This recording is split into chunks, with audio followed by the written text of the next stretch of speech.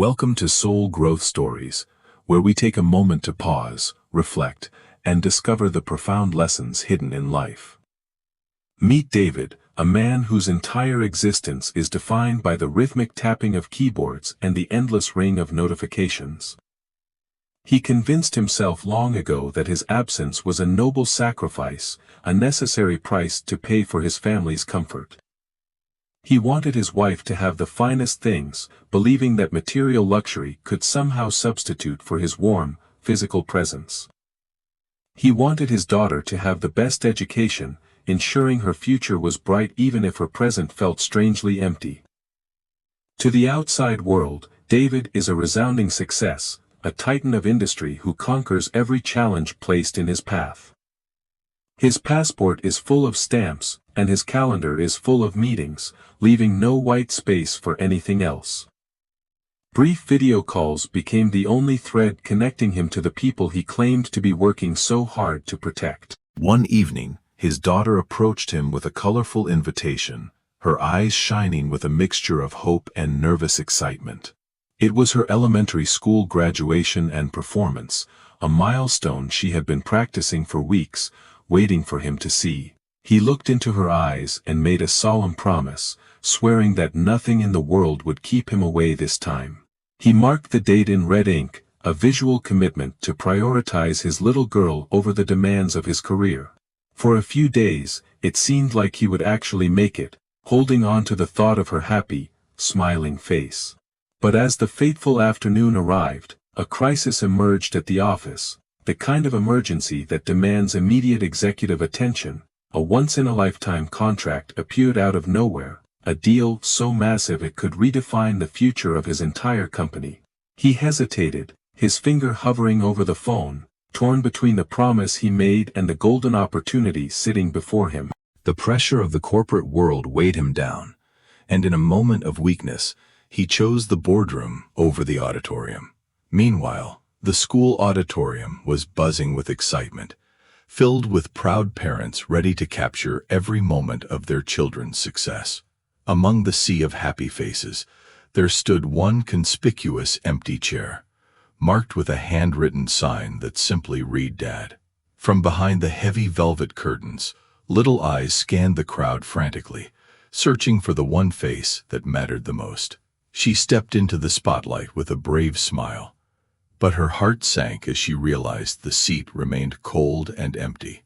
To everyone else, it was just a chair, but to her, it was a gaping hole where her father's love should be. She went through the motions of her performance, but the spark was gone, extinguished by the crushing weight of a broken promise. Her mother sat beside the void, her heart breaking for her child, wishing she could be enough to fill the empty space. Back in the high-rise, champagne corks popped and hands were shaken, celebrating a victory that suddenly felt hollow and devoid of meaning. The adrenaline faded, replaced by a sudden panic as he checked the time and realized the magnitude of what he had missed. He raced through the city streets, the engine roaring, trying to outrun the sinking feeling of guilt that was consuming his chest. The house was dark and silent when he arrived, the stillness amplifying the loud accusations echoing in his own guilty mind. He tiptoed into her room, finding her fast asleep, the evidence of her evening tears still staining her soft, innocent cheeks. On her desk lay a drawing, a colorful masterpiece she had created to commemorate the day he had failed to attend. He picked it up, expecting a happy family portrait, seeing the mother and child drawn in vibrant, lively strokes of color. But the father was different. He was merely a faint outline, a ghostly shadow sketched in gray, almost fading into the background. His hands trembled as the truth struck him. In her world, he wasn't a hero provider, but a permanent, ghostly absence. Tears welled up in his eyes as he realized that no amount of money could ever paint color into that gray outline. Memories flooded back, not of business deals won, but of playtimes rejected and bedtime stories he was too busy to read. He sank to the floor, the weight of his regret crushing him, realizing he had been trading priceless diamonds for worthless stones. He understood now that a father is not defined by the wallet in his pocket, but by the time in his schedule. The next morning, the sun rose on a different man who picked up the phone and canceled every meeting on his agenda. He stood in the kitchen, making a messy breakfast, shocking his family with a presence they had learned not to expect. He held his daughter close, whispering apologies into her hair, promising to color in the gray shadow he had become to her. Together, they sat down with the crayons, and he spent the morning carefully filling his own outline with vibrant, living color. He learned that work is a rubber ball. If you drop it, it will bounce back, but family is a glass ball. If you drop the glass ball of family, it becomes scuffed, nicked, or shattered, and it can never be fully repaired.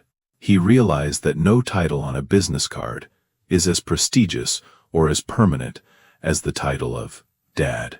The empty chair that once haunted his daughter's memories was now filled with his warmth, his laughter, and his undivided attention. They walked together into the sunset, not as a wealthy family, but as a connected one, rich in the things that matter. Years would pass, and the deals he missed would be forgotten by everyone, but the moments he showed up would live forever. When she walked across the stage years later, she didn't look for an empty chair. She looked for the father who was always there. If you are chasing the world but losing your home, stop running and look at the empty seats you are leaving behind. Jobs can be replaced, contracts can be renegotiated, and money can be earned again. But time is a river that flows one way. The milestones of your children and the aging of your parents are fleeting moments that once gone will never return to you. Don't let your seat in their hearts grow cold. For the greatest legacy you leave is not your wealth, but your love. Take a moment today to fill the empty chairs in your life, before the silence becomes too loud to ever bear again. Let this story be a gentle reminder to prioritize presence over presence, and connection over the endless pursuit of career perfection. Hold them tight while they are small, listen to them while they are near, and love them with every second you have. Because in the end, the only thing that truly matters is not what we gathered, but who we gathered it all for. Thank you for watching this episode of Soul Growth Stories. We hope it touched your heart and inspired a positive change. If this story resonated with you, please share it with someone who might need this reminder today. You might change a life. Don't forget to subscribe for more stories that feed your soul. Until next time, cherish every moment. This is Soul Growth Stories.